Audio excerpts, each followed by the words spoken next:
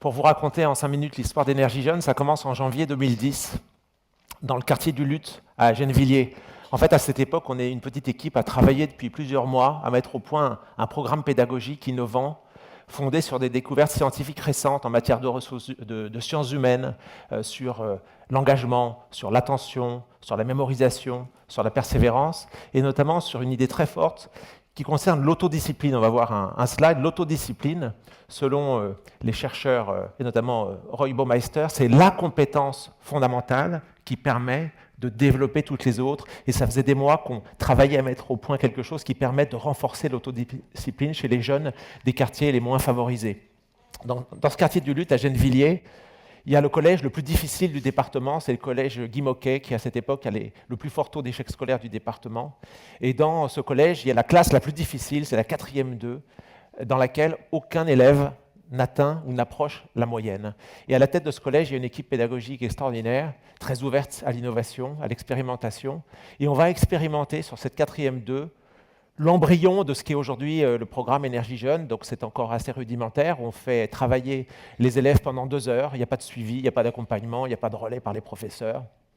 Il n'y a rien. Simplement 2 mois et demi après, on revient et on regarde s'il reste quelque chose. Et là, le professeur principal et l'équipe nous disent on ne sait pas très bien mesurer. On n'avait pas constitué des échantillons aléatoires, etc. On ne sait pas très bien mesurer, mais de toute évidence, il y a un certain nombre d'élèves qui ont totalement changé de comportement.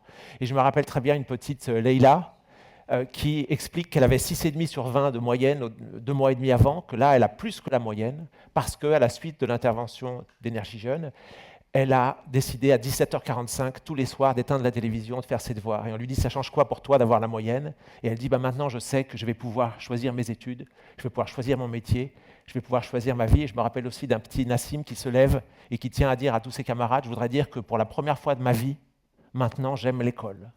Alors on se réunit avec l'équipe de ce collège et ils nous disent, mais vous tenez quelque chose d'exceptionnel, il y a une graine qu'il faut faire germer.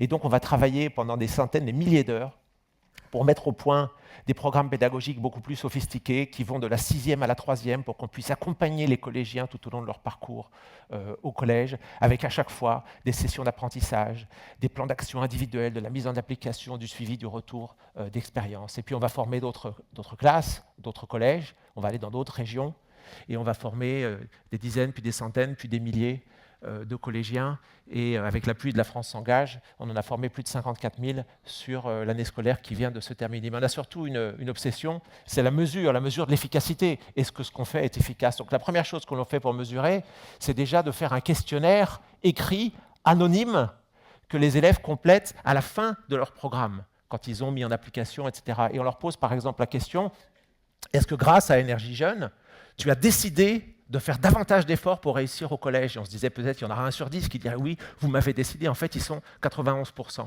Alors, au-delà des intentions, on leur demande aussi, est-ce que tu as constaté des progrès et tu peux dire dans quelle matière? Ils sont 69% à préciser les progrès et les matières dans lesquelles ils ont fait des progrès. Et puis tout ça, ça reste à ce stade du déclaratif. Donc nous avons commandé une étude scientifique de très grande ampleur qui est dirigée par le professeur Yann Algan, que beaucoup d'entre vous connaissent ici, en partenariat avec le ministère de l'Éducation nationale, pour suivre 15 000 élèves pendant 4 ans, avec là des échantillons aléatoires, un groupe expérimental, un groupe de contrôle. Et nous allons pendant 4 ans avoir cette équipe qui mesurera les écarts de trajectoire scolaire entre les élèves que nous formons et ceux que nous ne formons pas.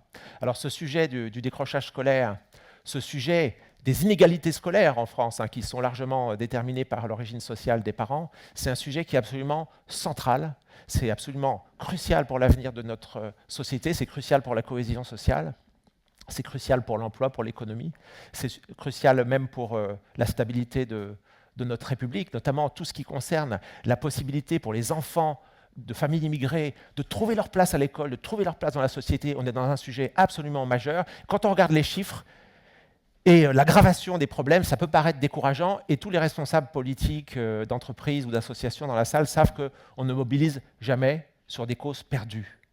Donc ce que je suis venu dire, c'est que vaincre le décrochage scolaire, c'est un combat qui est gagnable, qui est gagnable si la France s'engage, c'est-à-dire si ce n'est pas juste le problème de l'école, mais que c'est aussi un combat auquel participent les entreprises, on en parlera tout à l'heure, les pouvoirs publics et l'engagement citoyen cher à Martin Hirsch. Alors, je laisse le dernier mot à un élève de 6e, parce qu'on demande, comme je vous l'ai dit, à tous les élèves d'écrire quelques mots et de faire un questionnaire anonyme. Et il y en a un, je ne sais pas si c'est un ou une élève, qui a dit quelque chose alors, encore plus ambitieux que ce que j'aurais pu dire. Cette association doit conquérir le monde entier. Car d'autres élèves n'ont pas cette chance de savoir à quoi ça sert l'école, la primaire, collège, lycée. Je ne saurais pas dire mieux. Merci.